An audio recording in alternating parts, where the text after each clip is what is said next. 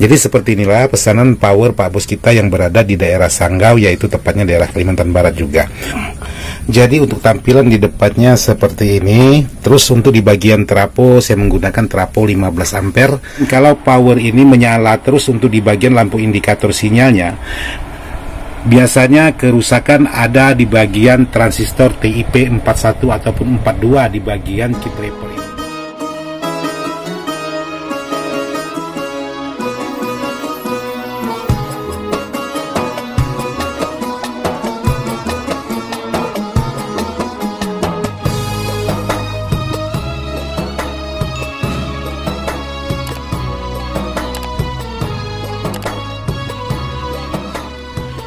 Assalamualaikum warahmatullahi wabarakatuh, sahabat-sahabat yang saja berada tanpa terkecuali yang tidak bisa saya sebutkan satu persatu. Jadi hari ini saya bikin video mereview sebuah power, yaitu power pesanan sahabat-sahabat kita yang berada di daerah Kalimantan Barat juga, tepatnya daerah Sanggau. Jadi box power ini menggunakan box bell, yaitu dengan tipe M290. Jadi untuk tampilan di depannya seperti ini. Terus untuk di bagian trapo saya menggunakan trapo 15 ampere dan menggunakan elko sebanyak 8 buah. Jadi untuk di bagian belakang sebuah power ini juga sudah saya lengkapi dengan soft start seperti ini. Ada protect speakernya dan ada penguat inputnya. Jadi untuk di bagian key draper sebuah power setipe ini menggunakan SOCL 506 dengan transistor sebanyak 6 set per mono. Jadi sebelah kiri 6 set dan sebelah kanannya juga 6 set. Jadi seperti inilah pesanan power sahabat kita yang berada di daerah Sanggau. Jadi yang menggunakan box M290 ini berbeda tampilan dengan box menggunakan M atau MP10 seperti ini. Jadi ini sudah selesai, tinggal pengujian suara. Jadi nanti akan kita buatkan semua videonya. Yang jelas hari ini saya buat video untuk mereview sebuah power yang sudah selesai dikerjakan oleh Bang Robi kita. Nah, ini hasil dari Bang Robi kita. Jadi saya sekarang tahap penyeleksian. Jadi semua pekerjaan siapapun itu harus saya seleksi lagi. Harus semuanya benar-benar dipastikan tidak ada yang salah, bahkan tidak ada yang solderannya yang kurang kuat dan lain sebagainya. Semuanya harus dipastikan. Jadi buat sahabat-sahabat, untuk merakit power memang gampang-gampang susah kalau memang kita sudah memahami. Jadi segalanya itu harus perlu proses. Jadi saya tugasnya di sini selain dirakit oleh Bang Robi kita, saya juga harus menyeleksi satu persatu untuk di bagian titik komponen, tata letak dan lain sebagainya. Itu harus semuanya harus kita seleksi. Jadi seperti inilah pesanan power Pak Bos kita yang berada di daerah Sanggau, yaitu tepatnya daerah Kalimantan Barat juga. Sekarang saya ingin memperlihatkan di bagian daerah belakang. Untuk di bagian belakang sebuah power ini seperti ini. Jadi menggunakan soket input yaitu RCH dan di sini menggunakan binding post.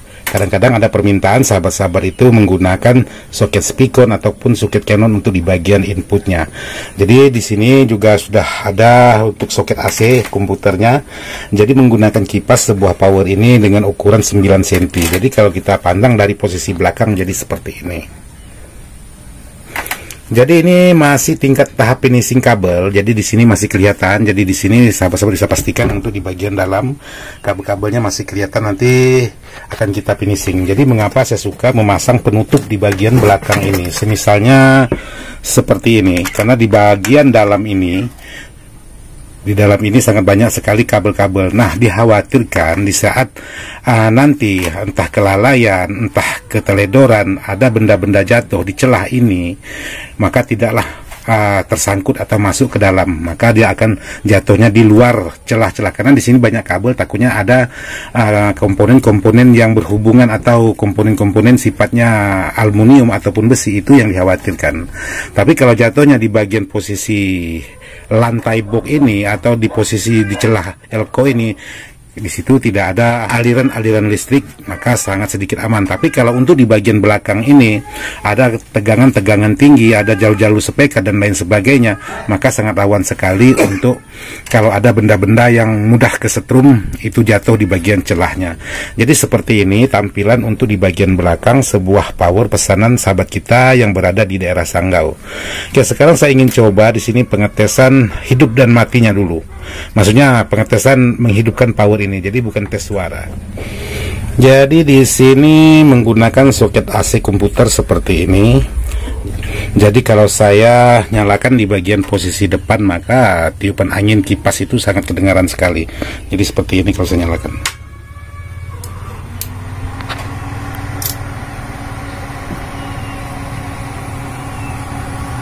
Oke, ini posisi di bagian belakang. Sekarang saya coba di bagian depan dengan posisi saya nyalakan lagi. Oke, sekarang saya coba nyalakan di bagian posisi depan. Nah, di sini untuk di bagian tampilan depan lampu indikator ada beberapa ciri-ciri kalau power ini dalam masalah. Salah satunya lampu indikator protek ini tidak mau nyala. Itu salah satunya pasti ada masalah. Mungkin disebabkan salah satu faktor ada kabel yang lepas atau ada komponen-komponen yang bermasalah di bagian belakang. Kalau lampu indikator protek ini tidak mau nyala. Terus kalau ciri-ciri kerusakan di bagian kit draper atau di bagian transistor final ini, biasanya rakitan saya lampu sinyal ini dia menyala terus walaupun kita posisi matikan atau kita hidupkan, selama tegangan masih ada, lampu ini akan menyala terus. Nah, di sini tanda-tanda seperti ini bisa disebabkan salah satunya sekring di bagian samping ini, kemungkinan salah satunya putus. Jadi tanda-tanda sebuah power ini jika bermasalah di bagian kit draper salah satunya, ini biasanya lampu indikator untuk di bagian sinyal ini berkedip tanpa henti biasanya. Kalau kita masukkan spekar di situ, dia akan menimbulkan suara tik tik tik tik tik tik. Itu bisa disebabkan timbul suara di bagian kit draper ini ada masalah atau dalam masalah. Jadi bisa disebabkan oleh komponen-komponen pendukung untuk di bagian power ini. Dan kerusakan yang lain kalau power ini menyala terus untuk di bagian lampu indikator sinyalnya, biasanya kerusakan ada di bagian transistor TIP 41 ataupun 42 di bagian kit draper ini.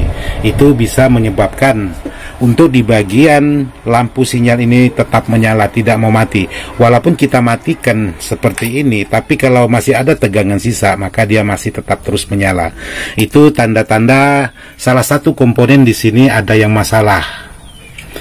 Terus untuk masalah yang berikutnya masih sama, lampu indikator sinyal ini menyala terus juga bisa disebabkan oleh salah satu di antara sekian jumlah transistor 2SC5200 ini ataupun pasangannya itu ada yang bermasalah. Salah satunya itu bisa juga menyebabkan lampu indikator ini menyala terus. Kalau memang untuk di bagian transistor finalnya ini ada yang bermasalah salah satunya, maka sama halnya lampu indikator itu sangat terang sekali untuk di bagian cahayanya. Maka di situ ada sekring yang putus biasanya, maka saya pasanglah sekring di bagian sebelah sini sewaktu-waktu, atau kalau memang nasib tidak bagus salah satu transistor ada yang bermasalah, maka sekring ini sangat mudah sekali putus. Jadi tidak menambah satu atau dua transistor, cukup satu aja sudah membuat sekring ini sudah putus, maka yang lainnya aman, tidak bekerja lagi.